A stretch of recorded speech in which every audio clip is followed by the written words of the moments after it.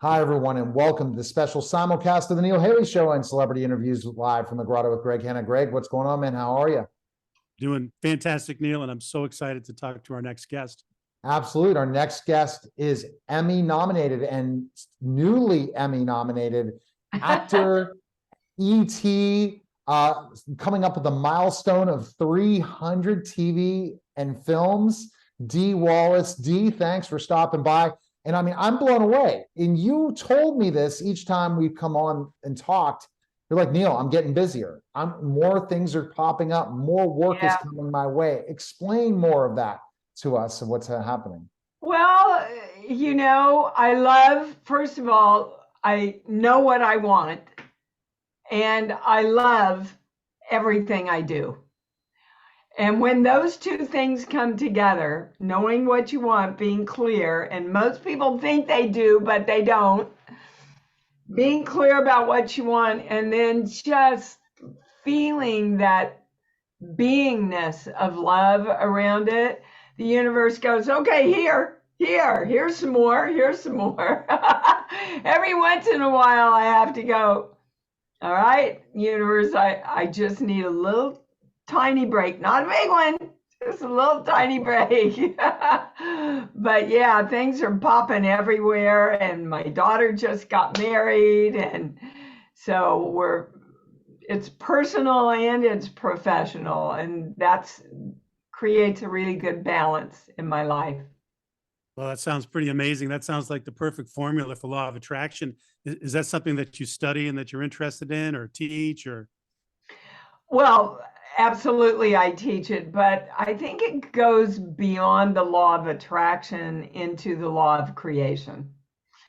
On this plane, we are the gods of us. Nobody can think a thought for us, feel a feeling for us, or hold a belief that we do not choose. So that means we are the gods of us on this plane. And when you accept the responsibility for your own creation and stop thinking that it's luck or it's kismet or if God wants me to have it, then you really start experiencing the joyful power that you are in your own manifestation process. Because people make a mistake, Dee, saying, well, I guess I shouldn't have had it, right? I shouldn't have got things. No, or certain instead of, yeah. That's old teachings from and all of our families who loved us very much taught us that we shouldn't have everything we want because they were taught that, but it's not true. You know, a lot of us were taught God won't love us. We should be humble and not ask for everything we want. Well, if you don't ask, you don't get. I mean, it says in the good book, ask and you receive, right? So if you don't ask for what you want, you're probably not going to receive it. And the more you ask and feel love and create it through your beingness of love, your job isn't to figure out how it's going to be manifested. Your job is to know clearly what you want and to feel a lot of love around it. And most of us are taught not to love what we don't have.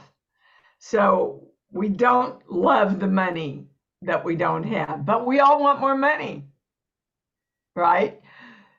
It doesn't work that way. You have to love money in order to magnetize that money to you. You have to love health, not be focused on fixing your broken body, but loving the health, the state of health, so that your body can respond to that. So that's why I mean it's very important to know clearly what you want in the positive of what you want. I just got off of a private session where this lady knew she wanted a relationship. But the whole first 10 minutes was, how she didn't want the relationship her mom and dad had. And she didn't want the relationship that she had with her first husband. And I said, look, if you keep focusing on all that, that's all your brain can see, because our brain thinks in pictures. And you're going to create another relationship that's going to play out somehow around that same scenario. I know, I did it until I woke up and went, oh, I had the belief that women have to take care of men from watching my mom and my grandma. Not what I want. I want an equal partner, and I want to be an equal partner, and we come together then equally and powerfully create a relationship. Well, that's fantastic.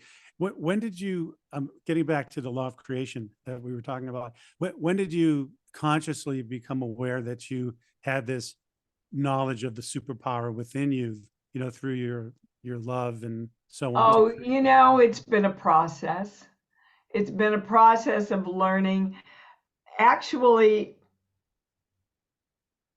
I wasn't aware of what I was doing early in my acting career. I just knew it all worked. And I attribute a lot of it to naivete. You know, I was born and raised in Kansas, never left Kansas till I went to New York. And I just thought, oh, well, I'm just going to go do this, right? But that allowed me not to doubt. It allowed me not to be in fear. It all looked like a big adventure to me. And so the universe responded. If you heard the stories of the first 4 months of my life in New York, it's crazy. It's crazy. I was led to an audition where I met a guy that I liked. He took me to a Halloween party. All his agents were there. They were the biggest commercial agents in New York. At the end of the party, they said, why don't you come see us on Monday? We think we'd like to work with you. I didn't even know what they did. All I knew is that I was in New York and I wanted to be an actress. And I knew I could act because I had acted in Kansas in community theater and stuff, right? So I was just led, and the universe just kind of opened up all these opportunities, and that really is how it works. It's really how it works. Do you know, from the time I left Kansas till the time I started in ET was just a little around 6 years, which is unheard of. Wow. I just went whoop, you know, from co-stars to, here's another story. Couldn't get on the lots, right? Couldn't get past the guard gates to see all the casting directors. So I went, okay, well, what would I do in Kansas? You bake cookies. Anytime you wanted to go meet somebody, you bake cookies. So I baked all these chocolate chip cookies, wrapped them up in these big cellophane baskets with bows. And I went to the guard gate and I said, hi, I've got some deliveries. He said, yeah, go on through. So I spent the whole day taking cookies with my headshot, saying hello to the casting directors. The last casting director was the head casting director. He asked me to come in. While I was there, they called from the set and they said, the girl who's playing the waitress is sick and that scene's up next. What should we do? And he looked at me and he went, what size do you wear? I said, what size do you need, sir? And that was my first film credit in LA. You know, I didn't know that call was going to happen. No. Not my job to know how. My job is just to feel the joy and the love around what I'm clear about that I want to do. So, and that's so important, Dee. So big accomplishments, I guess. Again, ET's anniversary, that's got to feel great. I saw after we Yep. did our interview last year, or it came around, you got some great photos with the whole cast. I saw in different magazines, different things, and then you've been working a ton, and that's awesome too. And you're coming up on 300. Kind of explain that, how monumental that is. Well, I said when my publicist told me I was coming up on 300 film credits, I went, I'm either old or I'm iconic. He said, we're going to pick the second one. You know, I love to work. I love to act. And when I'm not acting, like today, when I'm finished with you, I have 5 private sessions, healing sessions in my work about teaching people self-creation. And I thrive on it all. And I just finished an end of the world alien movie, and I'm going into the sweetest little Christmas movie in a week and a half. And I just came home from doing a huge convention in Cincinnati. So I just loving everything I do. Oh, and in the middle of all that, I threw my daughter's wedding in my backyard for 500 people. It's crazy. I was shocked I was able to get you for this interview, because I was talking to your publicist. And he's like, oh my gosh, she is available. Wow. Because you're just so busy. And I worked it in. I moved some people appreciate around. that, Dee.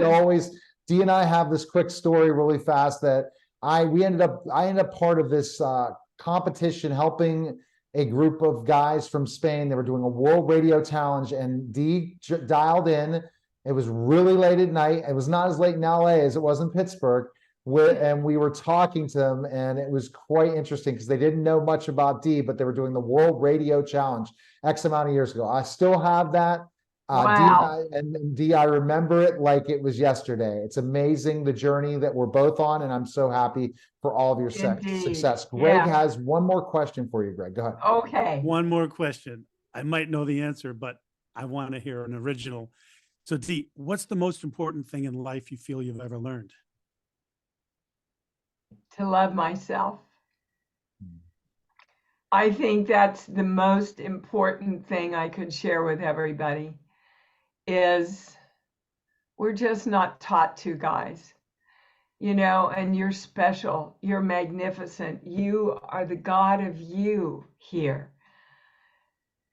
Love yourself, love yourself, love yourself even more, because that's really what it's all about. And when you really truly don't try to get love or give love, but to just be love, then you take that love into everything you create, especially yourself. That's fantastic. Dee, best place to purchase your books, learn more about you. Where can we go? Amazon, Barnes & Noble, or you can go to my website and I will inscribe them personally for you. And what is your website again? IamDeeWallace.com. All right, Dee, we appreciate it so much. Thanks again. Look forward to having you on again with some more news about. Thank you. And congratulations on all your success too. Oh, thank you, Dee. All right. That was a special simulcast of the Neil Haley Show and celebrity interviews live from the Grotto with Greg Hanna. Take care, guys.